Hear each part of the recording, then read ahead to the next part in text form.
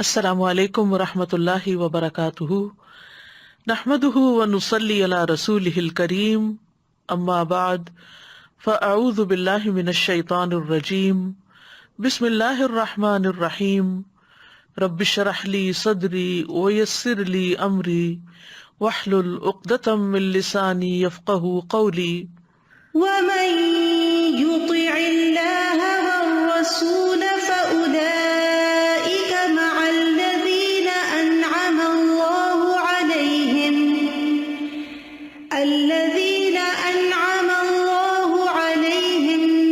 من النبيين والصديقين والشهداء والصالحين وحسن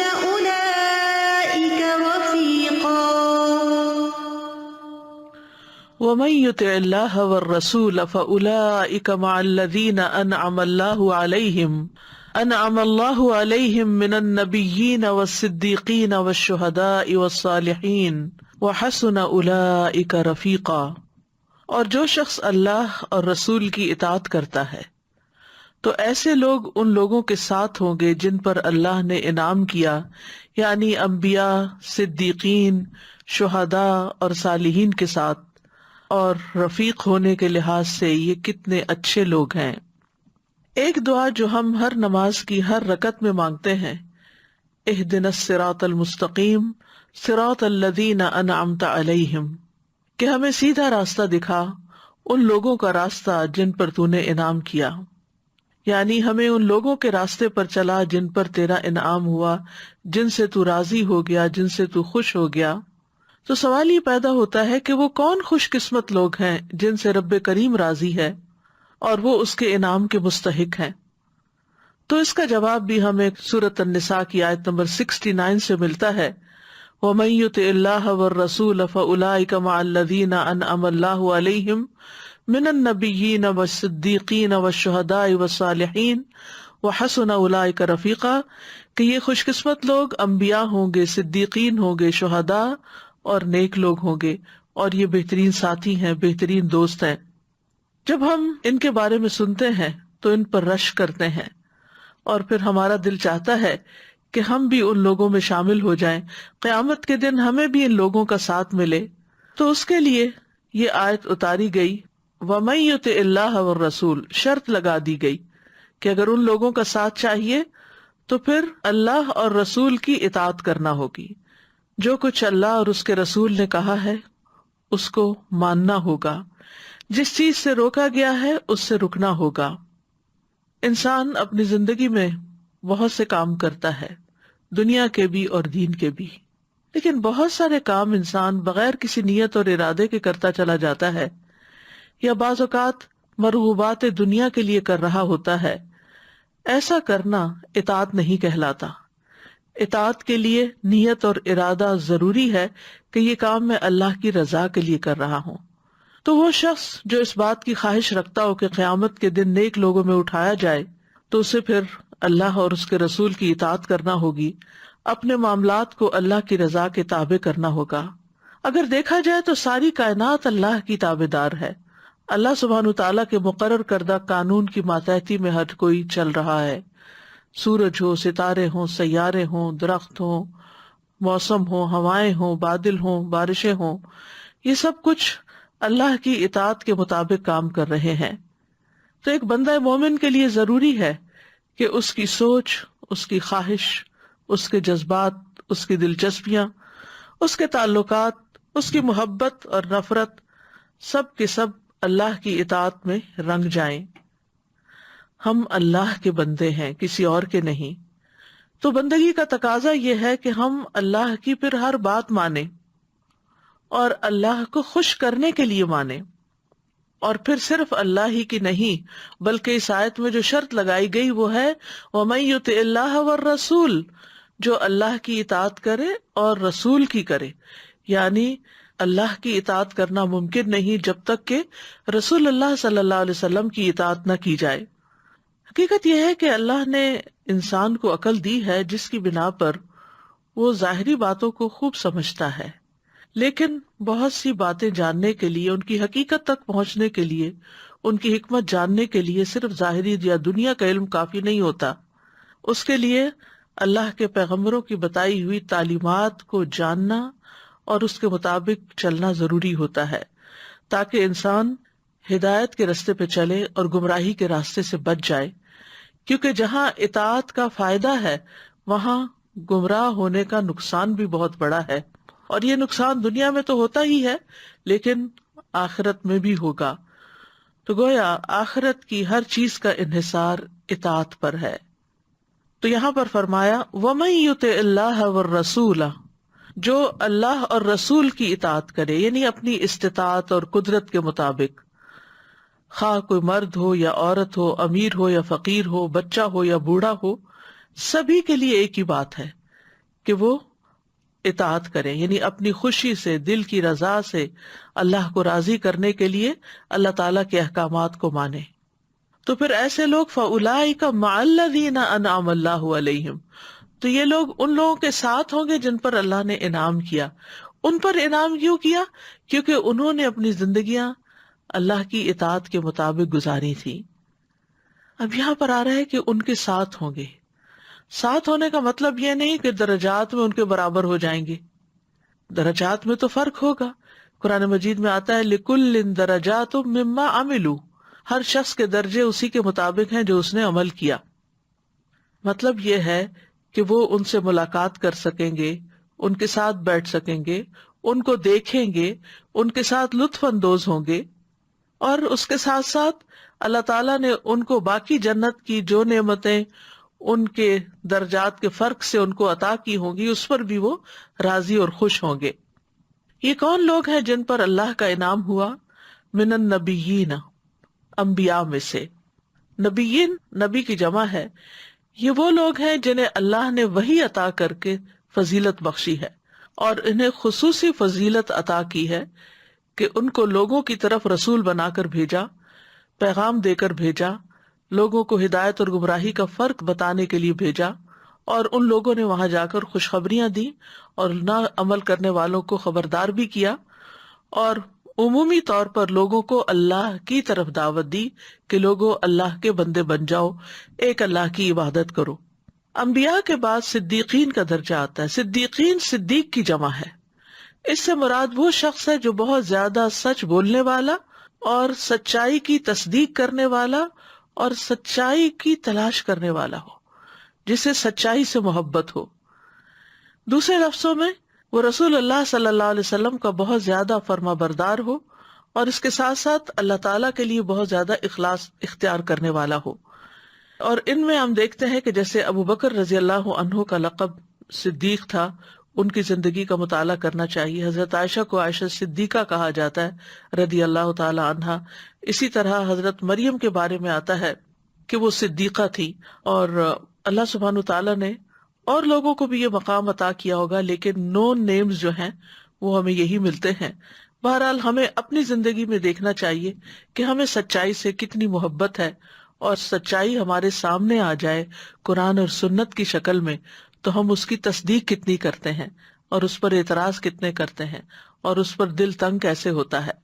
تیسری کیٹیگری ہے وہ شہداء۔ شہداء شہید کی جمع بھی ہے اور شاہد کی جمع بھی ہے۔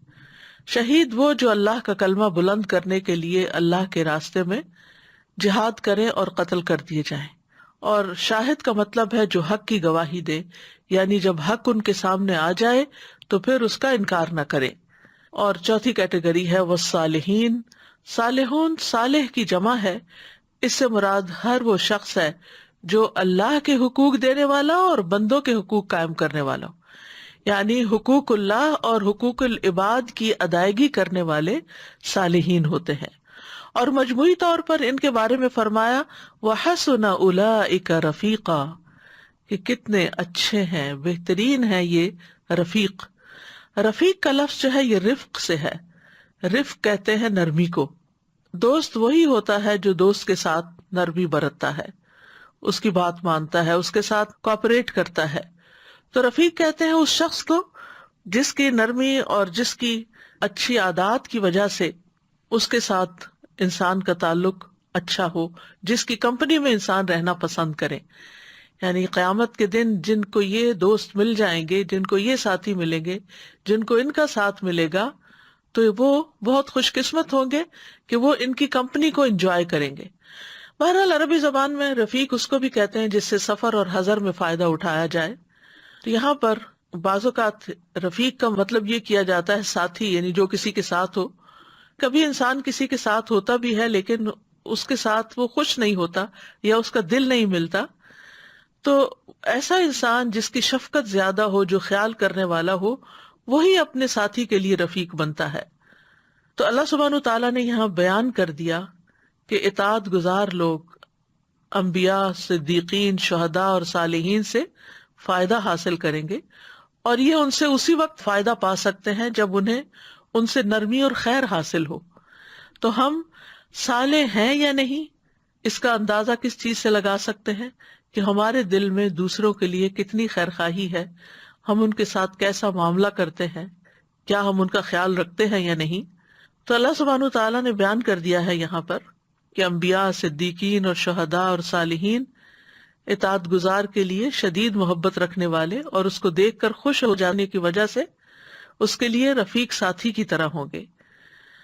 اس آیت کا ایک شان نزول بھی بتایا جاتا ہے، سلسلہ صحیحہ میں ایک روایت آتی ہے، حضرت عائشہ کہتی ہیں ایک آدمی نبی صلی اللہ علیہ وسلم کے پاس آیا، کہنے لگا اللہ کے رسول، آپ مجھے میری جان سے بھی زیادہ محبوب ہیں، آپ مجھے میرے اہل و عیال سے بھی زیادہ پیارے ہیں، آپ مجھے میرے بیٹے سے بھی زیادہ محبوب ہیں۔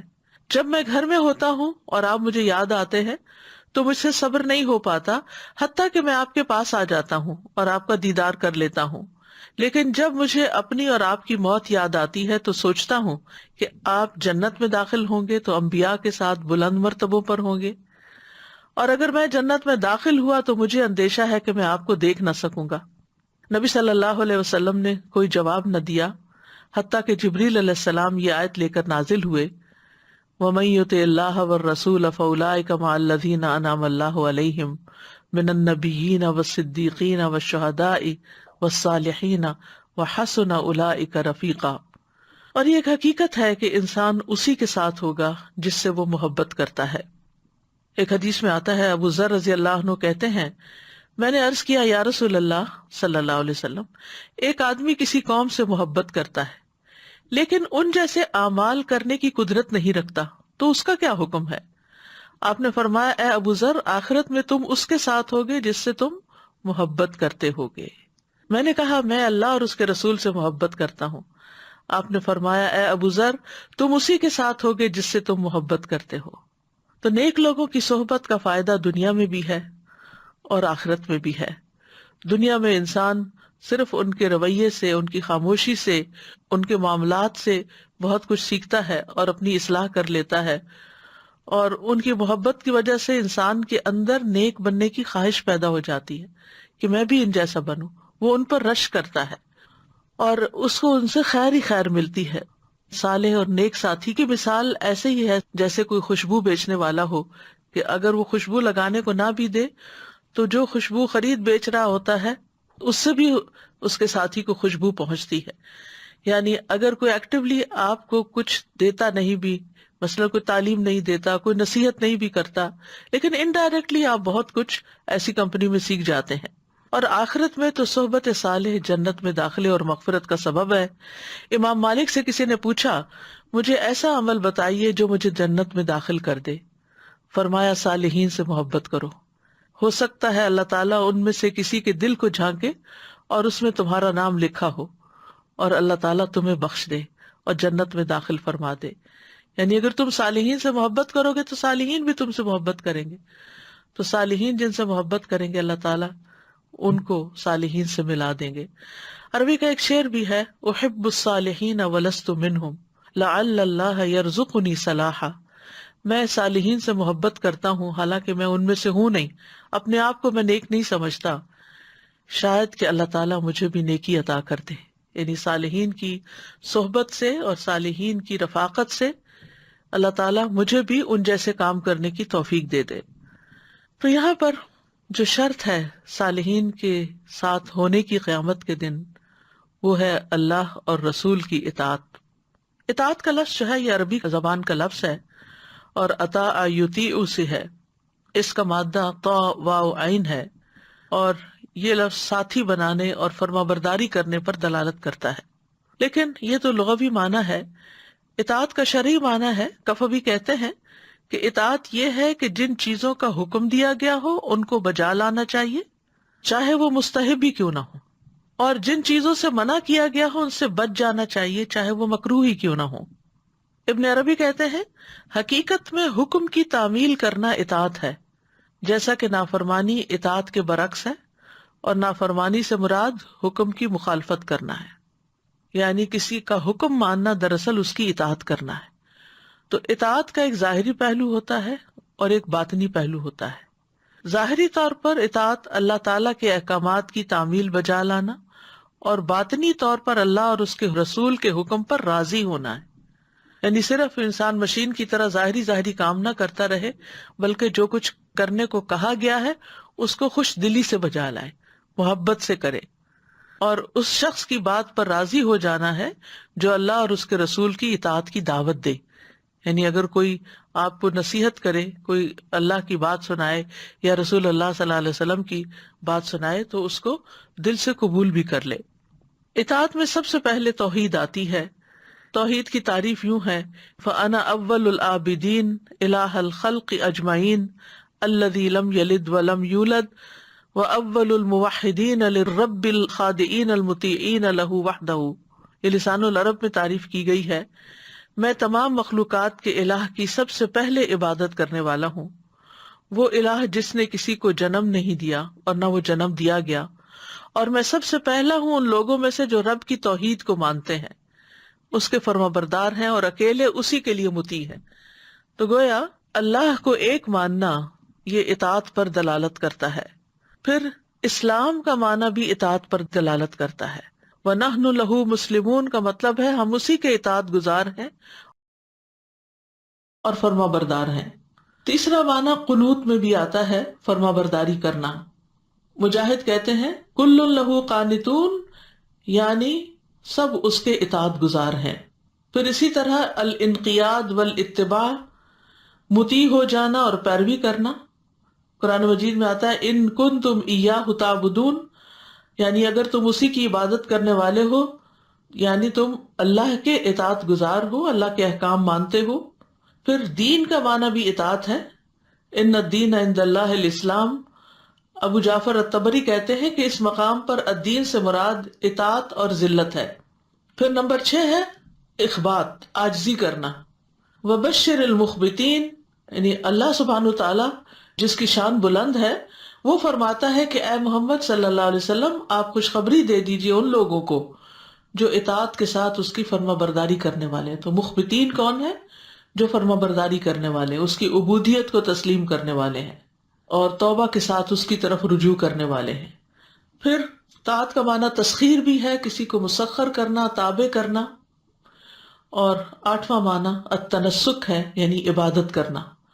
واسجد واقترب میں اللہ کے لیے نماز پڑھنا اور اللہ کی اطاعت کر کے اللہ کے قریب ہو جانا۔ اسلام جس کو ہم اپنے دین کے طور پر مانتے ہیں، یہ ہے ہی مکمل اطاعت کا نام، اپنے آپ کو اللہ کے حوالے کر دینے کا نام۔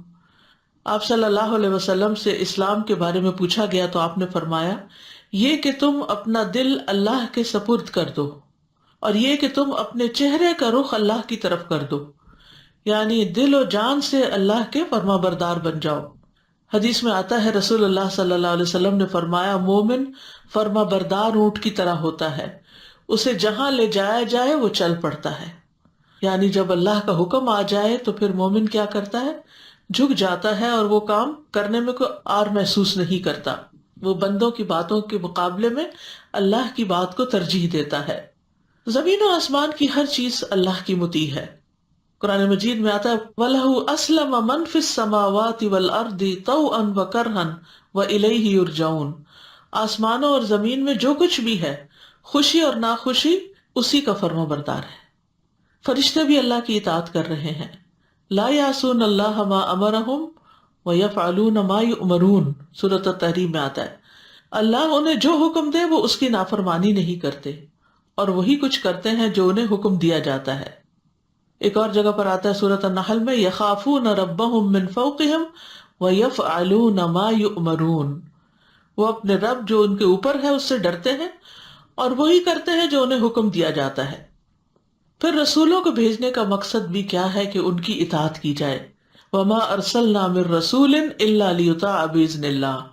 اسی طرح ہمیں رسول اللہ صلی اللہ علیہ وسلم کی اطاعت کا حکم دیا گیا، یہاں تک کہا گیا کہ رسول کی اطاعت دراصل اللہ ہی کی اطاعت ہے۔ ومن یطع الرسول فقد اطاع اللہ، جو رسول کی فرما برداری کرے تو بے شک اس نے اللہ کی فرما برداری کی۔ اور پھر اطاعت کرنا ایمان کی علامت ہے۔ وَأَطِيعُوا اللَّهَ وَرَسُولَهُ إِن كُنتُم مُؤْمِنِينَ، اور اللہ اور اس کے رسول کا حکم مانو اگر تم مومن ہو۔ ایمان والوں کا قول کیا ہوتا ہے کہ جب انہیں کوئی حکم ملتا ہے تو وہ کہتے ہیں سمعنا وَأَطَعْنَا، ہم نے سنا اور ہم مان گئے۔ تو انہی لوگوں کے بارے میں آتا ہے سورۃ النور میں وَأُولَٰئِكَ هُمُ الْمُفْلِحُونَ، کہ یہی لوگ فلاح پانے والے ہیں۔ اور یاد رکھیے کہ ایسا نہیں کہ ہمیں کوئی چوائس ہے کہ تم مانتے ہو تو مانو، نہیں تو نہیں۔ اگر کوئی شخص اللہ کا حکم آنے کے بعد نہیں مانتا تو وہاں بھی اللہ کی نافرمانی کا ارتکاب کرتا ہے، اور ایسا کرنا انسان کے حق میں بہت ہی نقصان دہ ہے۔ سورۃ الاحزاب میں آتا ہے وَمَا كَانَ لِمُؤْمِنٍ وَلَا مُؤْمِنَةٍ إِذَا قَضَى اللَّهُ وَرَسُولُهُ أَمْرًا أَن يَكُونَ لَهُمُ الْخِيَرَةُ مِنْ أَمْرِهِمْ وَمَن يَعْصِ اللَّهَ وَرَسُولَهُ فَقَدْ ضَلَّ ضَلَالًا مُبِينًا۔ کسی مومن مرد اور عورت کو یہ حق نہیں کہ جب اللہ اور اس کا رسول کسی کام کا فیصلہ کر دے تو ان کے لیے اپنے معاملے میں کچھ اختیار باقی رہ جائے، اور جو اللہ اور اس کے رسول کی نافرمانی کرے تو یقیناً وہ صریح گمراہی میں جا پڑا۔ پھر اسی طرح مسلمانوں کے درمیان اگر اختلافات ہو جائیں تو ان کے حل کے لیے بھی اللہ اور اس کے رسول کی طرف لوٹنے میں ہی رجوع کرنے میں خیر ہے۔ پھر اسی طرح گمراہی سے بچنے کے لیے اللہ اور اس کے رسول کو تھامنا بہت ضروری ہے، یعنی مراد ہے کتاب اللہ اور سنت نبی ہی۔ نبی صلی اللہ علیہ وسلم نے فرمایا ترکت فیکم امرین لن تضلوا ما تمسکتم بہما کتاب اللہ و سنت نبیہ، میں تم میں دو چیزیں چھوڑ کر جا رہا ہوں، تم ہرگز گمراہ نہ ہوگے جب تک ان دونوں کو مضبوطی سے تھام کر رکھو گے، ایک اللہ کی کتاب اور دوسرے اس کے نبی کی سنت۔ اور یہ یاد رکھیے کہ خوشی میں، تنگی میں، کشادگی میں، ناگواری میں، کسی بھی صورت میں ہمیں اللہ کی اطاعت اور اس کے رسول صلی اللہ علیہ وسلم کی اطاعت کرنی ہی ہے۔ اور اللہ سبحانہ وتعالیٰ ہمیشہ اس دین میں ایسے پودے لگاتا رہے گا جنہیں وہ اپنی فرما برداری میں استعمال کرے گا۔ یہ سنن ابن ماجہ کی روایت کے الفاظ ہیں کہ رسول اللہ صلی اللہ علیہ وسلم نے یہ بات فرمائی۔ اور یاد رکھیے اطاعت کے انسان کو بہت فائدے بھی حاصل ہوتے ہیں۔ یہ فائدے جاننا اس لیے بھی ضروری ہے کہ انسان کے اوپر پھر اطاعت کرنا آسان ہو جاتا ہے۔ سب سے پہلے تو یہ کہ انسان کو سیدھے رستے کی ہدایت مل جاتی ہے۔ فرمایا وَاتَّبِعُوهُ لَعَلَّكُمْ تَهْتَدُونَ، اور تم اس نبی کی پیروی کرو تاکہ تم ہدایت پا جاؤ، کیونکہ ہدایت کا معیار قرآن مجید میں یہی رکھا گیا وَإِن تُطِيعُوهُ تَهْتَدُوا، اگر تم اس نبی کا حکم مانو گے تو ہدایت پا جاؤ گے۔ پھر اسی طرح اللہ کی رحمت ملتی ہے۔ فرمایا وَأَطِيعُوا اللَّهَ وَالرَّسُولَ لَعَلَّكُمْ تُرْحَمُونَ، اور اللہ اور رسول کا حکم مانو تاکہ تم پر رحم کیا جائے۔ پھر آتا ہے وَأَقِيمُوا الصَّلَاةَ وَآتُوا الزَّكَاةَ وَأَطِيعُوا الرَّسُولَ لَعَلَّكُمْ تُرْحَمُونَ، یہاں نماز قائم کرنے اور زکوٰۃ دینے کا حکم دیا جا رہا ہے، اور اس کے ساتھ ساتھ رسول کی اطاعت کا حکم دیا گیا ہے۔ کیوں؟ تاکہ تم رحم کیے جاؤ۔ پھر اسی طرح اللہ کی محبت ملتی ہے جب انسان رسول کی پیروی کرتا ہے۔ قُلْ إِن كُنتُمْ تُحِبُّونَ اللَّهَ فَاتَّبِعُونِي يُحْبِبْكُمُ اللَّهُ، آپ کہہ دیجئے کہ اگر تم اللہ سے محبت رکھتے ہو تو میری پیروی کرو، اللہ تم سے محبت کرے گا۔ پھر اسی طرح اللہ اور رسول کی اطاعت سے انسان کو زندگی ملتی ہے۔ یا ایھا الذین آمنوا استجیبوا للہ وللرسول اذا دعاکم لما یحییکم، اے لوگو جو ایمان لائے ہو، اللہ اور رسول کی دعوت قبول کرو جب وہ تمہیں اس چیز کی دعوت دے جو تمہیں زندگی بخشتی ہے۔ اللہ اور اس کے رسول کی اطاعت سے انسان کو کامیابی نصیب ہوتی ہے۔ وَمَن يُطِعِ اللَّهَ وَرَسُولَهُ فَقَدْ فَازَ فَوْزًا عَظِيمًا، جو اللہ اور اس کے رسول کی فرما برداری کرے تو یقیناً اس نے بہت بڑی کامیابی حاصل کر لی۔ پھر پل صراط پر نور اس کو ملے گا جو اللہ اور رسول پر ایمان لائے گا اور ان کی اطاعت کرے گا. اللہ اور رسول کی اطاعت کرنے والے کے لیے جنت ہے. سورۃ النساء میں آتا ہے وَمَن يُطِعِ اللَّهَ وَرَسُولَهُ يُدْخِلْهُ جَنَّاتٍ تَجْرِي مِن تَحْتِهَا الْأَنْهَارُ خَالِدِينَ فِيهَا وَذَلِكَ الْفَوْزُ الْعَظِيمُ وَمَن يَعْصِ اللَّهَ وَرَسُولَهُ وَيَتَعَدَّ حُدُودَهُ يُدْخِلْهُ نَارًا خَالِدًا فِيهَا وَلَهُ عَذَابٌ مُهِينٌ. جو اللہ اور اس کے رسول کا حکم مانے وہ اسے جنتوں میں داخل کرے گا جن کے نیچے سے نہریں بہتی ہیں، وہ ان میں ہمیشہ رہنے والے ہیں، اور یہی بہت بڑی کامیابی ہے. اور جو اللہ اور اس کے رسول کی نافرمانی کرے اور اس کی حدوں سے تجاوز کرے تو وہ اسے آگ میں داخل کرے گا، اس میں ہمیشہ رہنے والا ہے اور اس کے لیے رسوا کن عذاب ہے. تو اللہ اور اس کے رسول کے اطاعت کا فائدہ ہے اور نافرمانی کے نقصانات ہیں. ایک جگہ پر اسے کفر سے بھی تعبیر کیا گیا. سورۃ آل عمران میں آتا ہے قُلْ اطیعوا اللہ والرسول فَإِن تَوَلَّوْا فَإِنَّ اللَّهَ لَا يُحِبُّ الْكَافِرِينَ. کہہ دیجئے اللہ اور رسول کا حکم مانو، پھر اگر وہ منہ پھیر لے تو بے شک اللہ کافروں سے محبت نہیں رکھتا. پھر ایک جگہ پر آتا ہے کہ اللہ اور اس کے رسول کی اطاعت سے روگردانی نفاق کی علامت ہے. وَإِذَا قِيلَ لَهُمْ تَعَالَوْا إِلَىٰ مَا أَنزَلَ اللَّهُ وَإِلَى الرَّسُولِ رَأَيْتَ الْمُنَافِقِينَ يَصُدُّونَ عَنْكَ صُدُودًا. اور جب ان سے کہا جائے کہ جو کچھ اللہ نے نازل کیا ہے اس کی طرف اور رسول کی طرف آؤ تو آپ منافقوں کو دیکھیں گے کہ آپ سے منہ موڑ لیتے ہیں. منہ موڑنا، اللہ اور رسول کی اطاعت نہ کرنا گمراہی کا باعث ہے. فرمایا وَمَن يَعْصِ اللَّهَ وَرَسُولَهُ فَقَدْ ضَلَّ ضَلَالًا مُبِينًا. اور جو کوئی اللہ اور اس کے رسول کی نافرمانی کرے تو یقیناً وہ گمراہ ہو گیا، واضح گمراہ ہونا. پھر اللہ اور اس کے رسول کی مخالفت جو ہے یہ فتنوں اور عذاب کا باعث ہے. اللہ اور اس کے رسول کی مخالفت پر وعید بھی آئی ہے، اور نبی صلی اللہ علیہ وسلم کی اطاعت نہ کرنے والے کا نبی صلی اللہ علیہ وسلم سے کوئی تعلق نہیں. یعنی جو آپ کے طریقے سے بے رغبتی اختیار کرے وہ آپ میں سے نہیں. فرمایا وَمَن رَغِبَ عَن سُنَّتِي فَلَيْسَ مِنِّي. تو آپ دیکھیے کہ سنتیں جو ہیں ان کی دو قسمیں ہوتی ہیں، ایک سنت موقدہ اور ایک غیر موقدہ ہے. یہ صرف نماز میں نہیں باقی زندگی میں بھی ہے.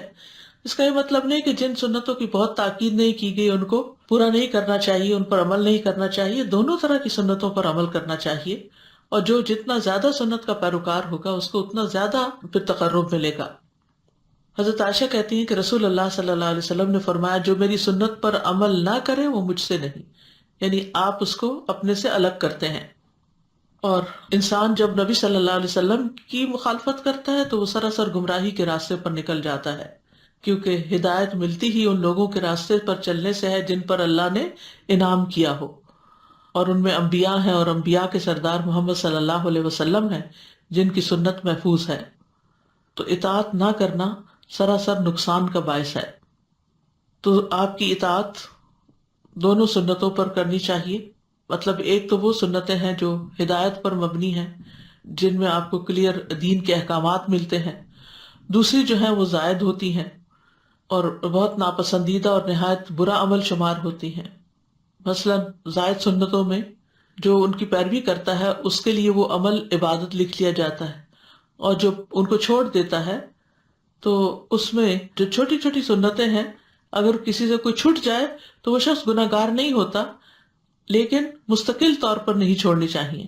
مثلا کھانے پینے بیٹھنے اور کھڑے ہونے میں آپ صلی اللہ علیہ وسلم کی اتباع کرنا، اگر ہم کوشش بھی کریں تو ساری چیزوں کا احاطہ نہیں کر پاتے، تو انسان سے جتنا ہو سکے اتنا اللہ کا تقوی اختیار کرے اور باقی معاملہ اللہ تعالیٰ پر چھوڑ دے. لیکن یہ یاد رکھیے کہ شریعت کے جو معاملات ہیں، احکامات ہیں، عبادات ہیں، ان میں آپ کی اطاعت جو ہے وہ لازم ہے. جیسے آپ صلی اللہ علیہ وسلم نے فرمایا تھا صلو کما رأیتمونی اصلی، نماز اس طرح پڑھو جس طرح تم مجھے دیکھتے ہو کہ میں پڑھ رہا ہوں. یعنی اس درجے آپ کی سنت کی، آپ کے طریقے کی اتباع کرنا ہوگی. انس بن مالک کہتے ہیں کہ رسول اللہ صلی اللہ علیہ وسلم نے فرمایا جو شخص ہماری نماز کی طرح نماز پڑھے اور ہمارے قبلے کی طرف منہ کرے اور ہمارا ذبیحہ کھائے تو وہ ایسا مسلمان ہے جسے اللہ کا ذمہ اور اس کے رسول کا ذمہ حاصل ہے، لہٰذا تم اللہ سے اس کے ذمے میں خیانت یعنی بدعہدی نہ کرو. یعنی وہ اللہ کی حفاظت میں ہے، یہ مطلب ہے۔ اسی طرح یہ بات بھی یاد رکھنی چاہیے کہ سنتوں میں یا دین کے شرعی احکامات میں اپنی طرف سے کوئی تبدیلی نہ کریں یا کوئی نئی راہ نہ نکالیں، اس میں سے جتنا کہا گیا ہے اتنا کرنے کو ہی اپنے لیے کافی سمجھیں۔ پھر اسی طرح یہ بھی یاد رکھیں کہ نبی صلی اللہ علیہ وسلم کے حکم پر کسی اور کا حکم نہیں لانا چاہیے۔ مثلا نبی صلی اللہ علیہ وسلم نے ایک بات فرمائی اور آپ کہتے ہیں کہ فلاں تو یہ کہتا ہے اور اس کام میں مجھے فلاں ڈاکٹر نے یہ حکمت بتائی تھی، تو اس طرح کی بات کرنا یہ آپ کی تعظیم کے خلاف ہے، ان چیزوں سے پرہیز کرنا چاہیے۔ امام مالک کے پاس ایک شخص آیا اور اس نے کہا، اے ابو عبداللہ میں کہاں سے احرام باندھوں؟ انہوں نے کہا ذوالحلیفہ سے، جہاں سے رسول اللہ صلی اللہ علیہ وسلم نے احرام باندھا تھا۔ اس نے کہا میں مسجد سے احرام باندھنا چاہتا ہوں۔ تو امام مالک نے کہا ایسا نہ کرو۔ اس نے کہا میں چاہتا ہوں کہ مسجد میں قبر یعنی روضہ رسول کے قریب سے احرام باندھوں۔ امام مالک نے کہا ایسا نہ کرنا، مجھے ڈر ہے کہ کہیں تم کسی فتنے میں مبتلا نہ ہو جاؤ، کیونکہ تم ایک نئی راہ نکال رہے ہو، اور اس سے بڑا فتنہ اور کیا ہو سکتا ہے کہ تم اس کی فضیلت میں سبقت لے گئے جس کو رسول اللہ صلی اللہ علیہ وسلم نے چھوڑ دیا تھا، اور اس کے بعد جن جن کو آپ نے چھوڑنے کا کہا انہوں نے چھوڑا۔ پھر اسی طرح سنت کی پیروی صرف دینی معاملات میں نہیں ہوتی، دنیاوی معاملات میں بھی ہوتی ہے، اور اس میں بھی ہمیں آپ کے اتباع کا حکم دیا گیا ہے۔ چھوٹی چھوٹی چیزوں میں آپ کا انداز اختیار کرنا زندگی کو خوبصورت بنا دیتا ہے۔ قرآن مجید میں آتا ہے لَقَدْ كَانَ لَكُمْ فِي رَسُولِ اللَّهِ أُسْوَةٌ حَسَنَةٌ، تمہارے لیے رسول اللہ صلی اللہ علیہ وسلم کی زندگی میں بہترین نمونہ ہے۔ اور انسان کی زندگی بہترین اسی وقت ہو سکتی ہے جب وہ سنتوں پر عمل کرنے والا ہو۔ بعض صحابہ تو اس درجے میں آپ کا اتباع کرتے تھے کہ اگر آپ کے کرتے کے بٹن کھلے ہوتے تو وہ بھی بٹن کھول لیتے تھے۔ عروہ کہتے ہیں میں نے سردی اور گرمی میں جب بھی معاویہ اور ان کے بیٹے کو دیکھا ان کے کرتے کے بٹن کھلے ہوتے تھے، یعنی آپ کی پیروی میں، حالانکہ یہ بالکل سراسر ایک دنیا کا معاملہ ہے، دین کا نہیں ہے۔ پھر اسی طرح یہ ہے کہ جس کام کی آپ نے رغبت دلائی اس کو بھی لازم پکڑ لینا چاہیے۔ زید بن خالد جوہنی کہتے ہیں کہ رسول اللہ صلی اللہ علیہ وسلم نے فرمایا اگر مجھے اپنی امت پر مشقت کا اندیشہ نہ ہوتا تو میں انہیں ہر نماز کے وقت مسواک کا حکم دیتا۔ اسی وجہ سے زید بن خالد جب مسجد جاتے تو مسواک ان کے کانوں پر اس طرح رکھی ہوتی تھی جیسے کاتب کا قلم، اور جب اقامت ہوتی تو وہ نماز شروع ہونے سے پہلے مسواک کر لیتے، یعنی ایسے دانتوں پہ پھیر لیتے۔ پھر اسی طرح حضرت انس رضی اللہ عنہ ایک دعوت میں نبی صلی اللہ علیہ وسلم کے ساتھ گئے، آپ کے سامنے شوربہ رکھا گیا جس میں کدو تھے، تو آپ کدو میں سے کھانے لگے کیونکہ آپ کو پسند تھا۔ انس کہتے ہیں جب میں نے یہ دیکھا تو میں کدو آپ کے سامنے کرنے لگ گیا تاکہ آپ اس کو اور کھائیں، اور کہتے ہیں کہ اس کے بعد میں ہمیشہ کدو کو پسند کرنے لگا۔ جو کھانا بھی میرے لیے تیار کیا گیا جتنا بھی ہو سکا میں نے اس میں کدو کو ضرور شامل کر لیا۔ پھر اسی طرح یہ ہے کہ آپ نے جس چیز کو پسند نہ کیا اسے خود بھی ناپسند کرنا چاہیے۔ ابو ایوب نبی صلی اللہ علیہ وسلم کے لیے کھانا تیار کرتے تھے، ابو ایوب انصاری۔